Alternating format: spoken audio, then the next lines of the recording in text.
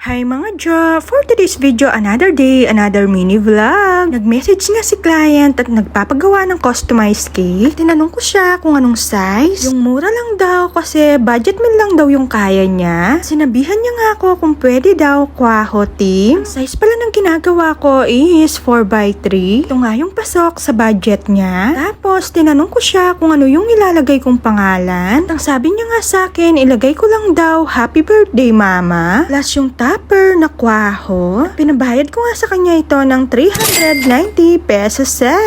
Pagkatapos, nagtanong ulit siya sa akin na kung pwede pagsamahin ko daw yung Alfonso at saka yung kwaho. Dahil birthday din daw ng tito niya. Sino ba naman ako para tumanggi? Dahil nagpa-add siya ng tupper, kaya naman nag-add din ako ng 50 pesos. Buti na lang itong si client ay maayos kausap. Kaya naman, for the go na tayo. Ito ngang si client ay kaibigan siya ng kaibigan ko. Oh, get siya ba, Jo?